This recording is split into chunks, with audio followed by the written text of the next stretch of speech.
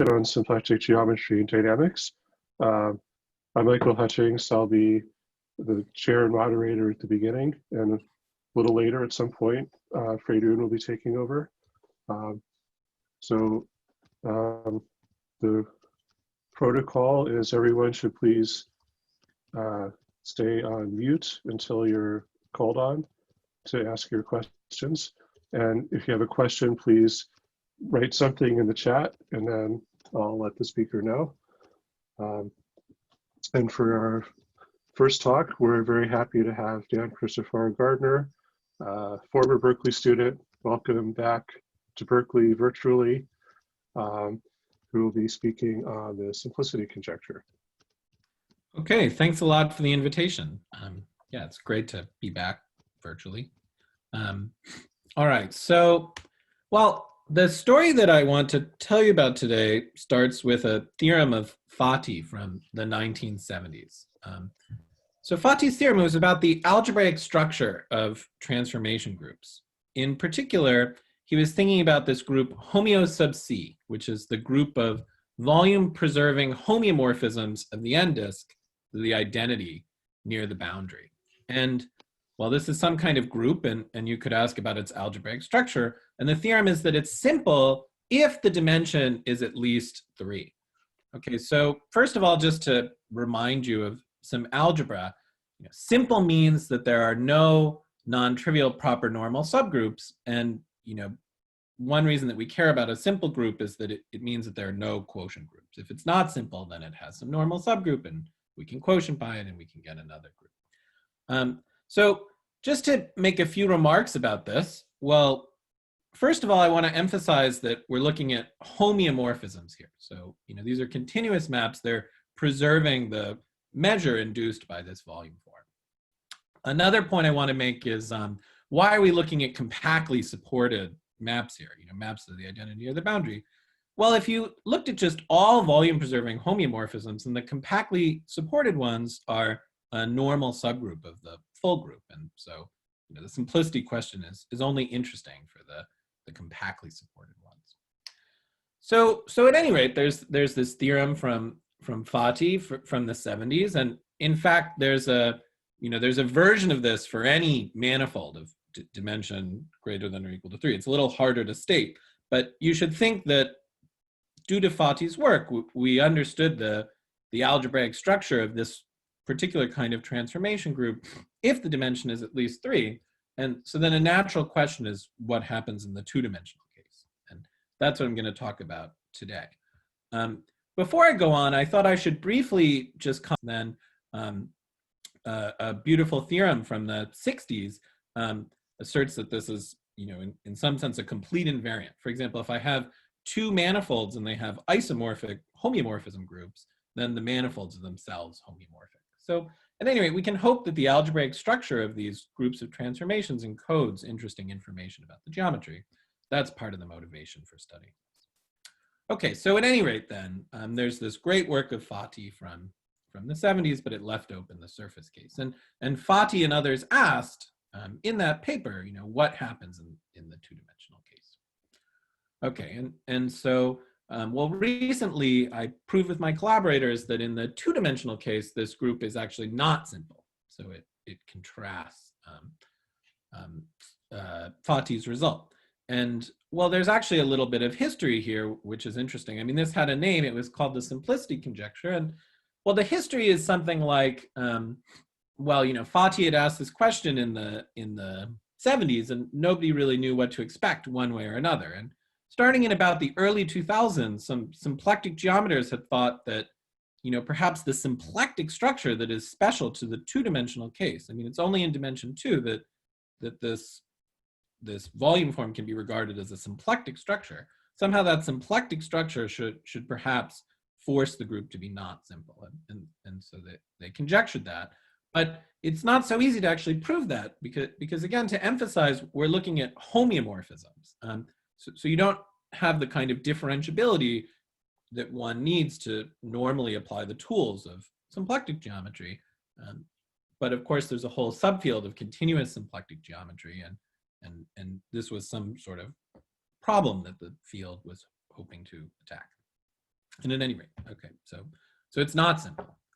And I want to tell you about our proof and also some history. So the first remark I want to make is, you might ask, what does go wrong in dimension 2? I mean, why doesn't Fathi's proof actually work in dimension 2? By the way, are there any questions about anything that I've said so far? I should say that especially with these PowerPoint talks, please ask lots of questions. I'd certainly rather not get to the end than have people be lost. So far, there's nothing in the chat.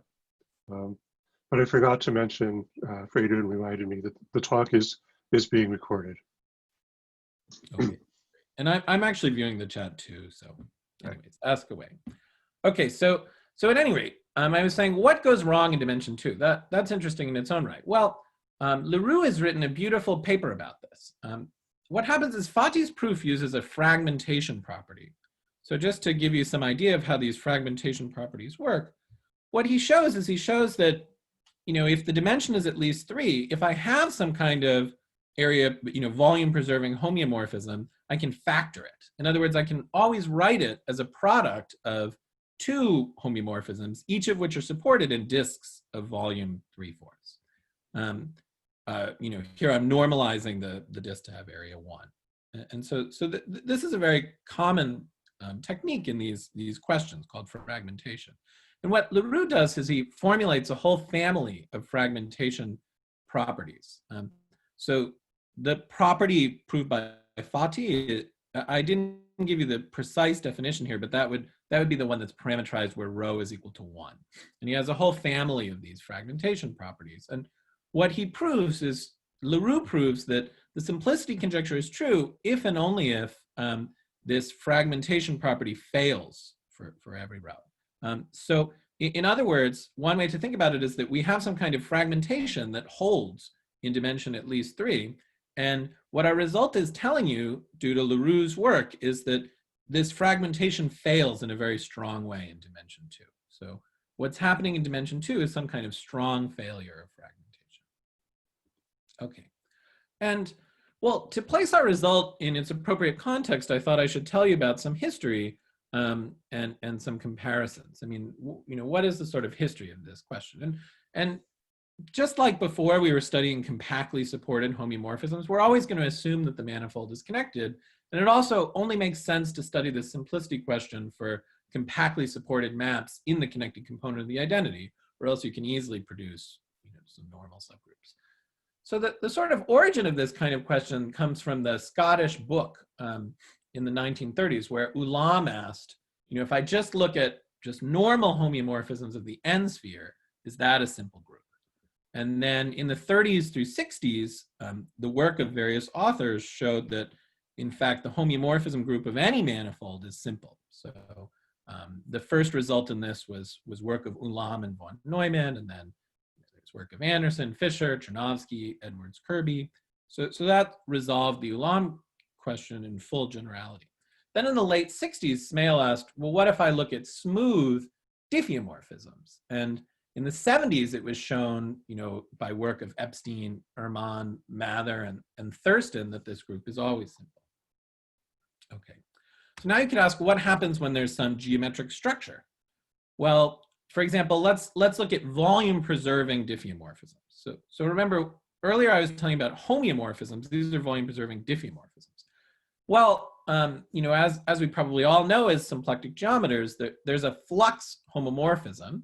And Thurston showed that the kernel of flux is simple. So just to spell this out a little bit more, because it illustrates an important point, to remind you of your algebra, one way to show that a group is not simple is to find some non-trivial homomorphism out of the group. And so what I'm saying is, in the case of volume-preserving diffeomorphisms, we all know as symplectic geometers that it more or less can't be simple, at least in full generality, because there's this flux homomorphism.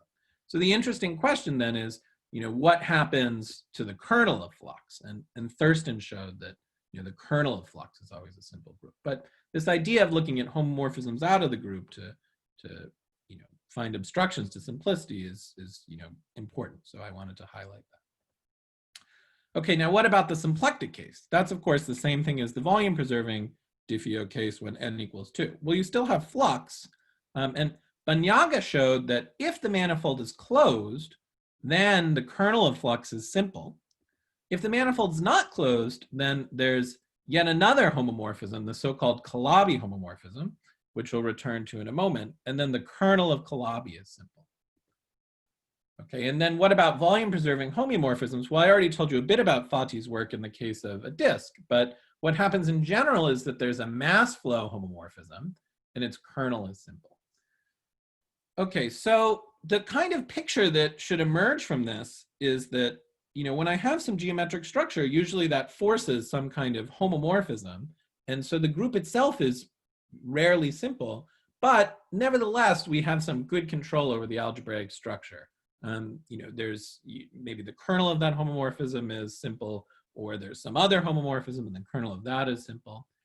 And the reason I say that is, in comparison, our case seems more wild, although we don't actually have proofs of this. But okay, I'm telling you that the group is not simple, but what's interesting is that there's no obvious natural homomorphism out of it either. There's no obvious analog of the flux or the Calabi homomorphism. And also, Leroux, in that previous work that I was telling you about, he's shown that there's actually lots of normal subgroups. So what he says is that, if the group is not simple, then by his argument, it actually has to be radically different from the situation of diffeomorphism groups. It's a little hard to make precise what's meant by this lots, but for example, every one parameter subgroup is contained in a normal subgroup in the homeomorphism case, which is certainly not the case for diffeomorphisms. So it does seem to be a pretty strange thing. Okay, so that ends the introduction. If there are any questions about the introduction, I'd be happy to answer them. Otherwise, I want to get into the idea of the proof. So are there any questions or anything like that? Okay. Okay, well, to give you some flavor for the idea of the proof, I have to go back to comparing with the situation with diffeomorphisms. Okay, so again, we're trying to study homeomorphisms. We should first think about what happens with diffeomorphisms. And well, now I'm going to tell you about this Calabi invariant some more. So the fact is that this diffeomorphism group is not simple.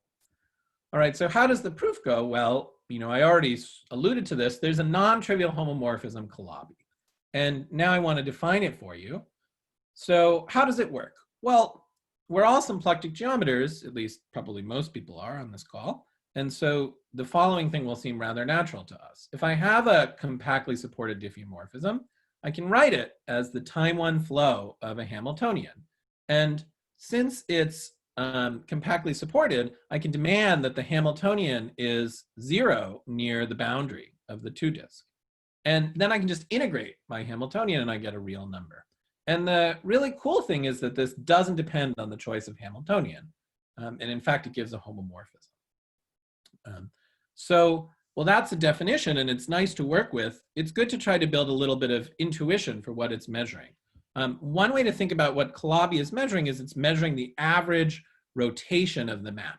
So here I'm picturing a map arising as some kind of fluid flow. And what Calabi is, well, again, I'm supposed to measure the average rotation. So what I can do is I can pick 2 points and I can look at how they're rotating with respect to each other, as my Hamiltonian flow goes from the identity to my map phi. And then I can integrate over the entire disk. I can integrate for the choices of the 2 points.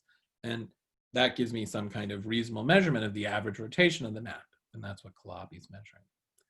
Okay, so that's just supposed to give you some intuition for what this Calabi is. All right, so that's why the diffeomorphism group is not simple. And now we want to try to understand, is the homeomorphism group simple? Well, again, I said that a natural way to try to show that a group is not simple is by defining some kind of homeomorphism.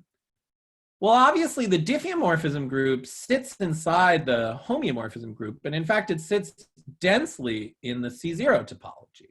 So a natural idea is to try to extend this Calabi homomorphism. But there's a big problem with that, which is that the Calabi homomorphism is definitely not C0 continuous. And there's a beautiful example of this that's sort of well known in this area. So I can take Hamiltonians that are supported on disks of radius 1/n. Okay, so here's a Hamiltonian. It's supported on a small disk. And of course, I can arrange it so that the total integral of this Hamiltonian is 1. That means that the Calabi invariant is 1. On the other hand, as n goes to infinity, these things are supported on smaller and smaller disks. So the time one flow is C0 converging to the identity, right? So, and the identity, of course, has Calabi invariant 0. So this Calabi is not C0 continuous. Are there any questions about that? So in other words, we can't extend, the Calabi in the natural way, just by C0 continuity. However, of course, it's still possible that we could just extend it to some homomorphism. For example, Gies proposed various ways to try to do this in his ICM talk in 2006, although no one has been able to get that to work, and that's not the approach that we take. Okay, so what is the idea that we use? Well, so what we do is we borrow a concept defined by Michael Hutchings, which I'll tell you a little bit more. So what you can do is, instead what we do is, for a diffeomorphism, we use periodic Floer homology, which I'll tell you a little bit more about, to define a whole sequence of real numbers called PFH spectral invariants. And okay, so the first thing that we're going to show is, well, these are naturally defined for diffeomorphisms, but we're going to show that this spectral invariant construction is C0 continuous in contrast to the Calabi homomorphism, and so it will extend to homeo. On the other hand, Hutchings has also conjectured that, and this is just a version of a more general conjecture by Hutchings, but Hutchings has conjectured that these PFH spectral invariants should recover the Calabi invariant in their asymptotic limit on the group of diffeomorphisms. So these PFH spectral invariants were also defined by Hutchings. And well, this is more a comment for specialists, but one way that you can think about this formula is it's inspired by the so-called volume conjecture for ECH, which has now been proven. There's this volume formula in ECH recovering the volume of a symplectic Floer manifold from its ECH capacities, at least in many cases. And so similarly, the conjecture is that one can recover the Calabi invariant of a diffeomorphism from its PFH spectral invariants. Okay, so obviously I have to tell you what all these terms are. I have to tell you what periodic Floer homology is, what PFH spectral invariants are, et cetera. But hopefully you believe, at least on a philosophical level, that if we can do this, we might be in really good shape, because what it's saying is that although Calabi is not C0 continuous and doesn't in general make sense for an arbitrary homeomorphism, we can detect it from quantitative information that does make sense for homeomorphisms. So, anyways, hopefully you believe, and I'll certainly elaborate soon, that if I could prove something like this, then I would be in really good shape. And we don't prove all of this conjecture, we prove enough of it in a way that I'll make precise. Okay, so are there any questions about the idea of the proof? Or about anything else that I said? Okay, well, so now then I want to fill in some of the details of what I've said so far. And I want to give you more precise details of our argument. Okay, so, well, again, I alluded to this in the introduction, but what we do is not actually define some homomorphism on the entire homeomorphism group. Rather, we explicitly write down a normal subgroup and show that it's proper. And our normal subgroup is going to be the subgroup of so-called finite energy homeomorphisms. So this is a pretty fun definition. Okay, so here's my subgroup, F homeo, and it stands for the group of finite hofer energy homeomorphisms. So what does it mean for a homeomorphism to have finite hofer energy? There's a hofer norm, which is well studied in the context of diffeomorphisms and is part of the genesis of a beautiful geometry called hofer geometry. It's also called the one infinity norm, and it's defined like this. So we're going to say that a homeomorphism has finite hofer energy if it can be C0 approximated by Hamiltonian flows such that the hofer energy of the Hamiltonian flow stays uniformly bounded. Okay, so again, to put this in context for you, if I have a diffeomorphism, then I can always write that as the time one flow of some Hamiltonian. And in particular, I can look at its hofer energy. The question is what to do if I have a homeomorphism. Well, what I'm saying is if I can approximate my homeomorphism in C0 by maps with uniformly bounded hofer energy, then I say that my homeomorphism has finite hofer energy. Okay, so we told Hofer himself about this subgroup, and he said, you know, the elements here are kind of lame. They should have more energy, but you know, they only have a finite amount. Okay, so at any rate, it's not so hard with this definition to show that this is a normal subgroup. You know, using fairly standard techniques, you can just do this. I mean, we do it in half a page. What's much harder is showing that it's proper. If it was clear that this was proper, then our proof would be like 1 page long, but it's not clear. Okay, so the question is, why is this a proper normal subgroup? Okay, are there any questions about the definition or anything like that? So just a few remarks. Again, these are maybe more for specialists. I'll actually start with the second one. One interesting fact is that this F homeo, it contains the commutator subgroup of homeo. So in particular, our result eventually shows that not only is this group not simple, it's not perfect. Now, if you're not used to thinking about the significance of that, remember I said that if you have a normal subgroup, it's natural to look at the quotient, which is some other group. And so what this second point is saying is that the quotient group is going to be abelian. And in fact, that follows from general arguments that have been known for a long time, that in fact, any normal subgroup of this homeo group is going to contain all the commutators. So at any rate, this is saying that the quotient is abelian. Another remark, which also ties into some important historical points, is that much of this strategy was proposed in a paper by O and Mueller, and you know, ideas in that paper in turn, you know, have been around for a while. And what O and Mueller do is they define a slightly different normal subgroup, Hameo. This is the group of so-called Hamiltonian homeomorphisms. And well, our group, the finite hofer energy ones, it contains the O-Mueller group. So our argument also shows that the O-Mueller group is a proper normal subgroup. So that's sort of more for specialists. Okay, so at any rate, what's the idea for showing properness? And again, this also borrows from ideas that have been around for a while. What's really new about our proof is actually kind of getting this to work by using this periodic Floer homology framework. This idea of defining normal subgroups, you know, is not ours. Okay, so at any rate, in order to do this, we have to find a homeomorphism with, quote, infinite hofer energy. Then that will be something that's not a finite hofer energy homeomorphism. Well, if you think about, you know, the definitions here, I already defined the Calabi invariant. I also defined the one infinity norm.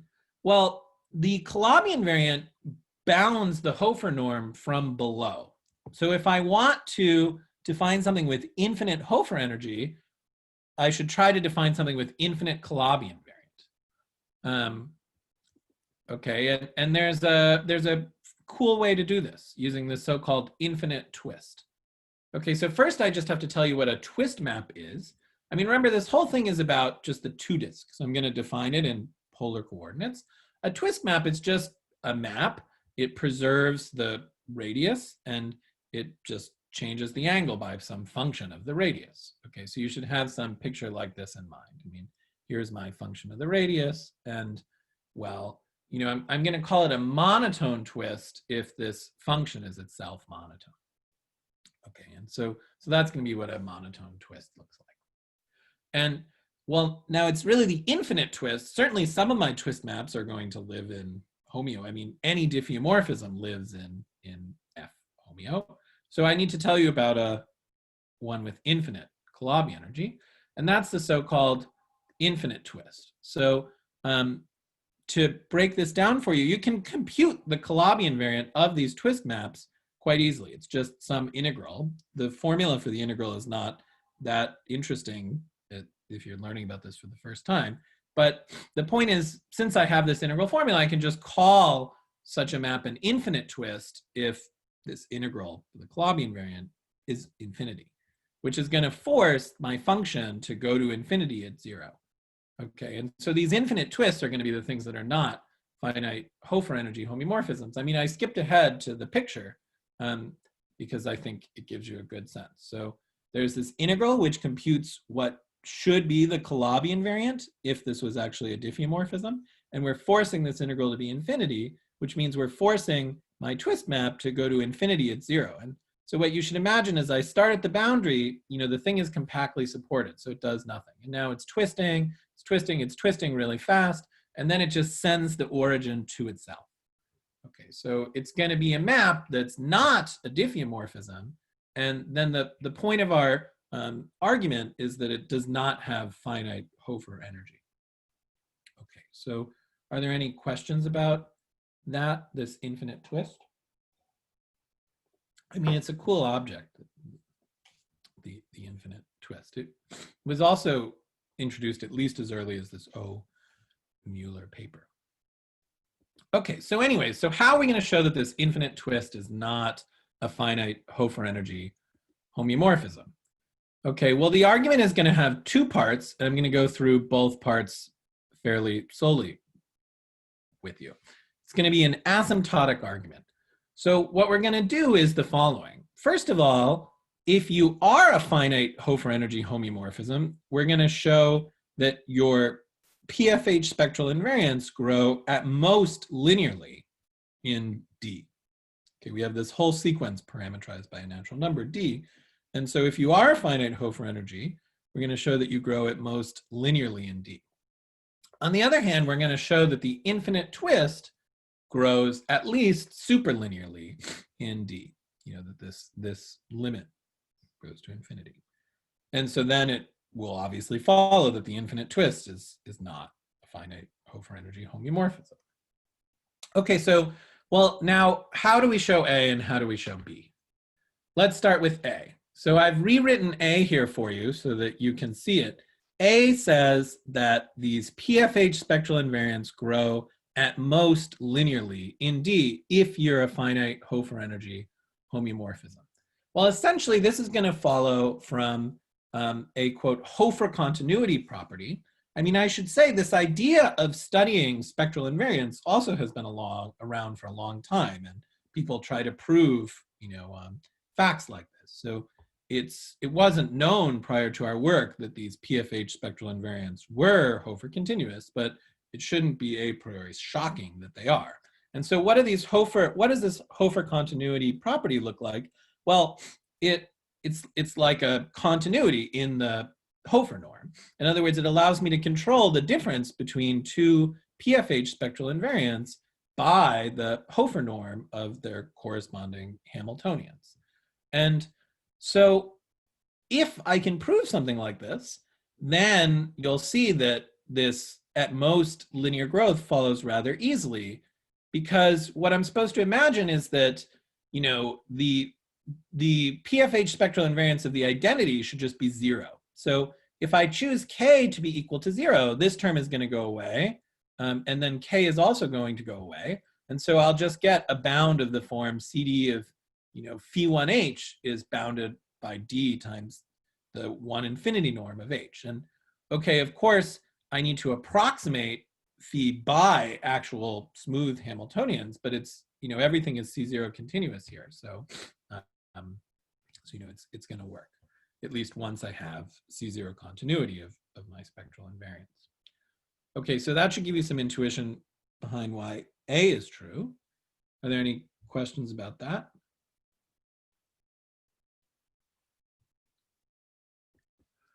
Okay, as for B, well, now again, I've rewritten B for you. I have to show that the infinite twist, its spectral invariants grow faster than linearly.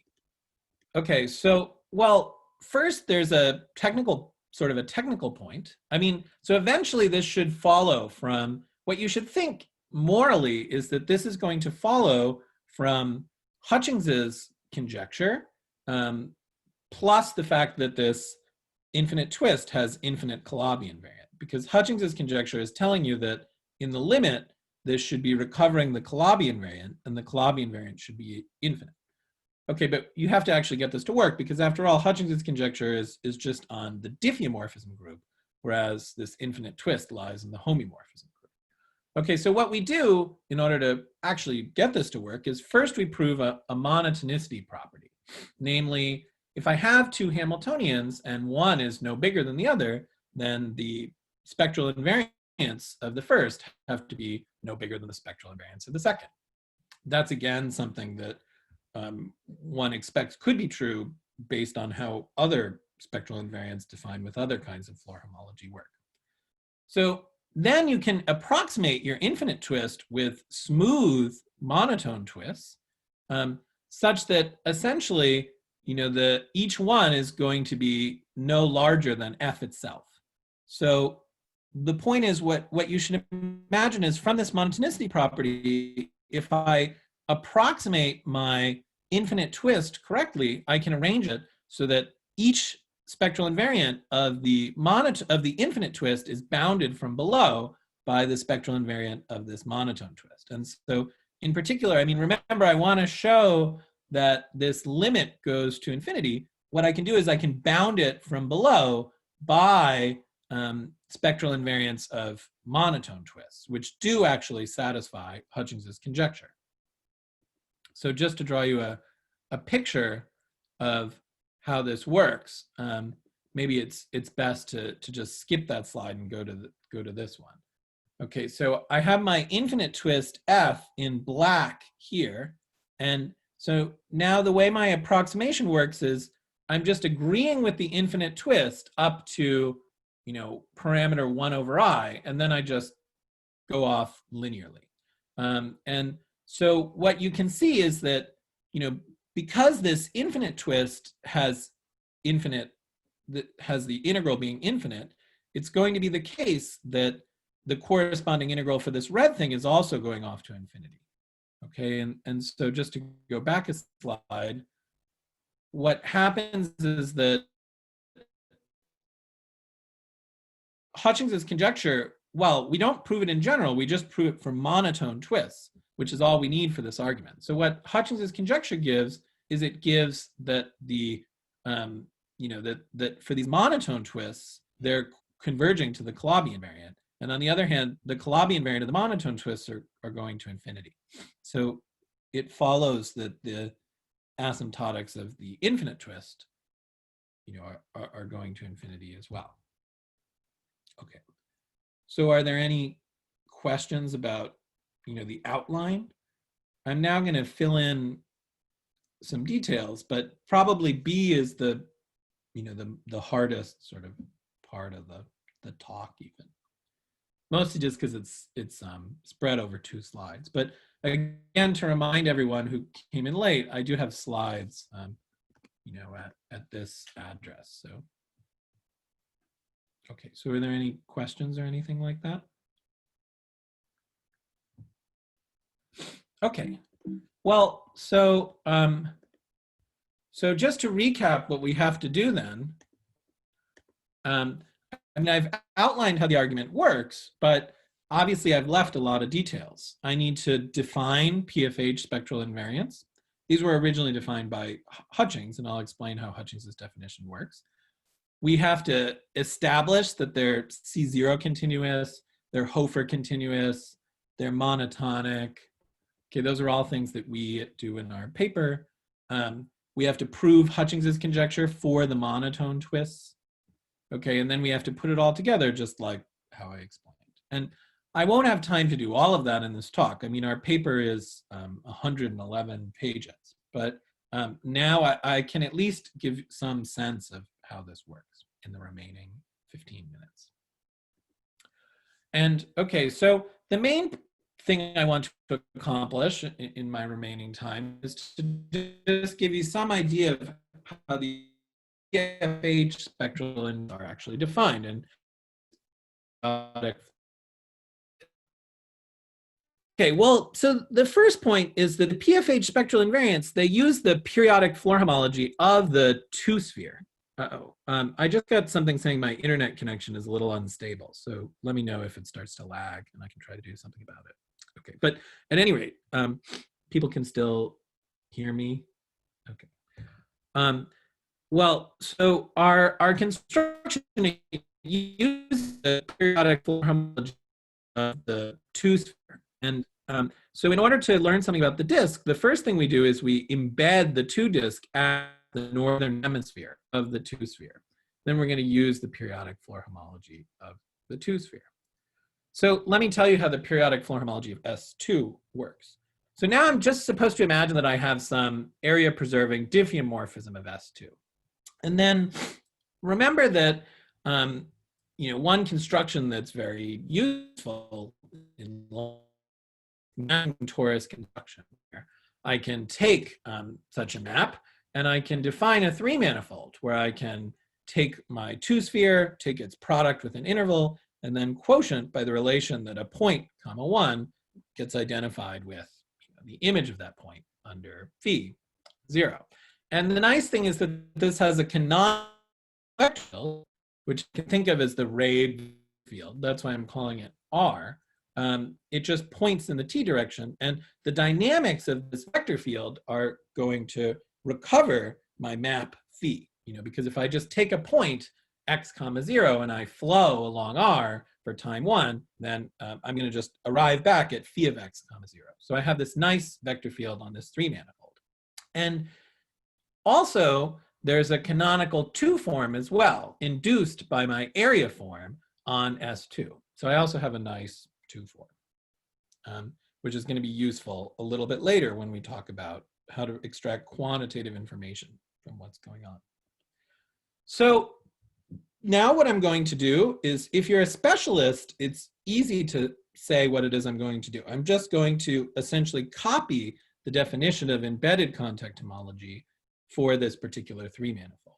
If you're a non-specialist, that has no meaning, and so I should tell you how that works. Okay, so what we're going to do is we're going to define a vector space just over Z2, and it's supposed to be some kind of invariant of this mapping torus. I mean, in fact, at the end of the day, it'll recover the Seiberg-Witten invariant of this mapping torus. So how do I define this? It's going to be the homology of a chain complex defined for a non-degenerate map. So I just am going to be able to give you a very impressionistic sketch. But what I do is, okay, so the generators of this chain complex are going to be finite sets of orbits of this vector field. So the way I sort of factor it is I think of just looking at embedded closed periodic orbits together with some covering multiplicity, mi. So I should just think of this as like a set of Rabe orbits of this, a set of closed orbits of this vector field R.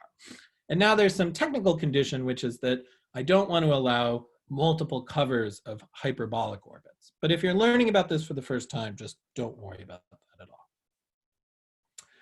Okay, so that's my underlying vector space. The homology, it's going to be the homology of this vector space relative to a differential.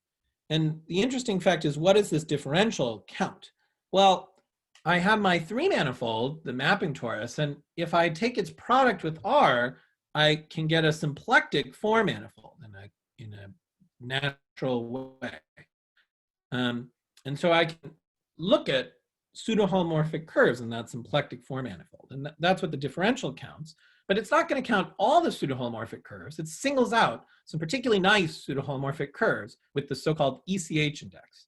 Now, the ECH index is beyond the scope of this talk, but the basic idea is that if I look at ECH index 1 curves, then it forces the curves to mostly be embedded. And it also forces them to be rigid modulo translation in the R coordinate so that I can actually count them. up to translation. So I have a little picture for you here, which is helpful. I mean, so I have my differential D, which is just going to be a linear map. And okay, I have some set of closed orbits of this vector field R alpha. And if I want to know what a differential to beta looks like, I'm looking at some holomorphic curve in the mapping torus cross R that's asymptotic to alpha, at plus infinity and asymptotic to beta at minus infinity. Okay, so that's what the curves look like, and you should imagine that these are embedded. They could have genus, they could have multiple components, but it turns out that they're quite reasonable objects to work with. Are there any questions about that? So Michael and Cliff Taubes, they showed that this differential squares to 0, so you can take its homology and you get this nice vector space, PFH. Okay, so right, it's just the homology of this chain complex. And importantly for us is that it actually splits over the natural numbers. That's important because remember, I have this whole sequence of spectral invariants, C to D, and you can ask, where does this sequence of D's come from? And okay, the point that my full periodic Floer homology, if I think about a holomorphic curve like this, it has to preserve the class of my set of closed orbits in H lower 1. So since my mapping torus here, it just looks like S2 cross S1, I can parameterize the class of my set of orbits in H lower 1 just by a natural number, D. And my periodic Floer homology has to split over this D. Okay, so in other words, I can just look at the subcomplex generated by orbit sets whose class in H lower 1 has degree D, and that's going to be a subcomplex, and my periodic Floer homology splits that way. Okay, now to actually define these spectral invariants, though, I need quantitative information.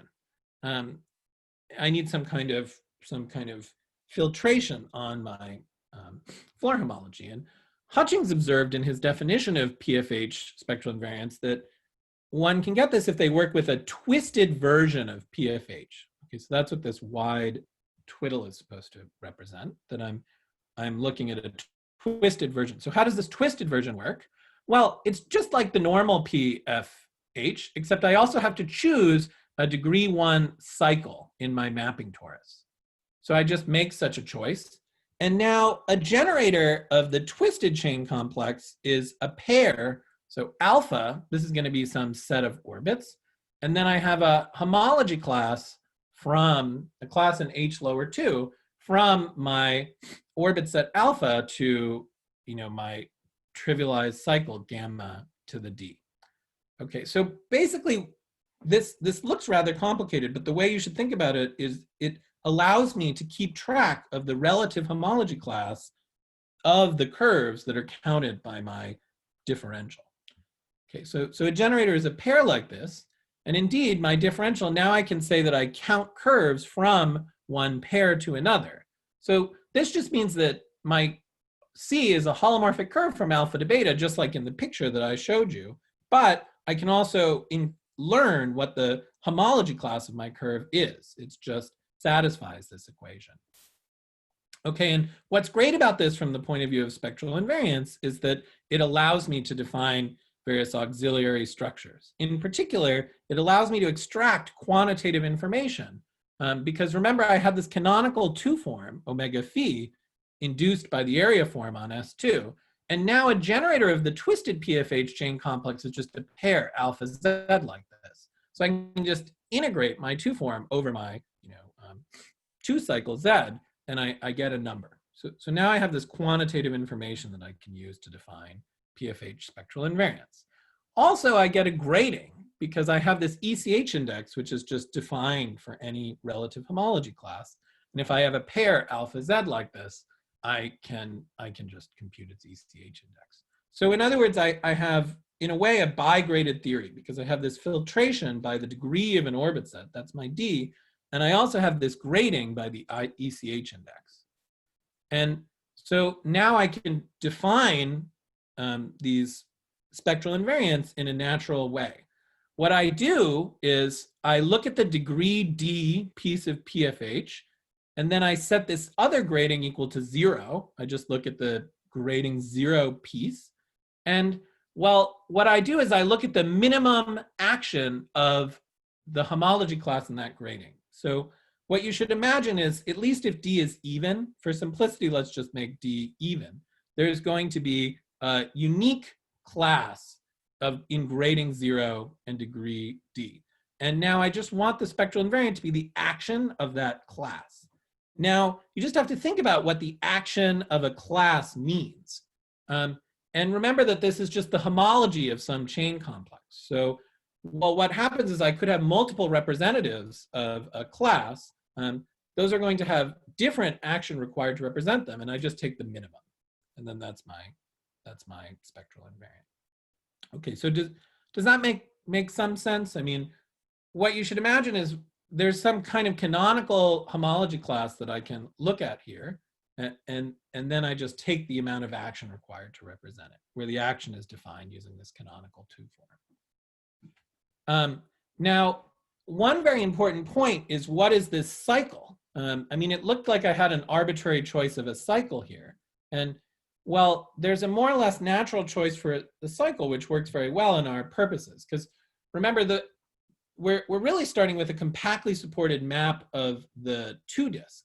And well, in order to get, in order to do anything with it, we're putting our 2 disk as the northern hemisphere of our 2 sphere and extending our map by the identity. So what we do is we just choose our cycle to be the closed orbit over the south pole. And then that's a very nice cycle. I mean, our function extends just by the identity on the southern hemisphere. And it even has a nice trivialization. I actually swept under the rug that you want a trivialized cycle. Okay, so we have some natural choice for a cycle as well. All right, so those are our PFH spectral invariants. And so now I actually just have one slide left, which is just to give you some basic remarks on the rest of the proof. So remember, I have to tell you how Hofer continuity is proved, how monotonicity is proved, C0 continuity, Hutchings conjecture in the twist case. So I'm only going to briefly remark on how this goes. Well, let's start with Hofer continuity and monotonicity.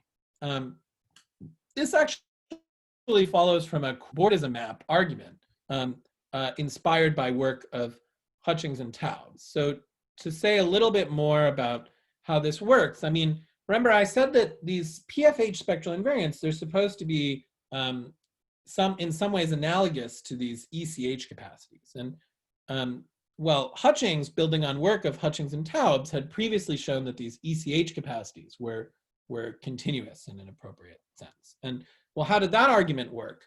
Well, it used some kind of nice argument using the fact that these Floer homology groups are supposed to be like symplectic field theories. In other words, there's a cobordism between contact manifolds is supposed to induce some map on the Floer homology, counting curves. And so there's a similar kind of argument that one can do in this context. And what happens in the Hutchings-Taubes argument is that, in order to get this cobordism map argument to work, one needs to use Seiberg-Witten theory to help. And well, we do a similar thing here.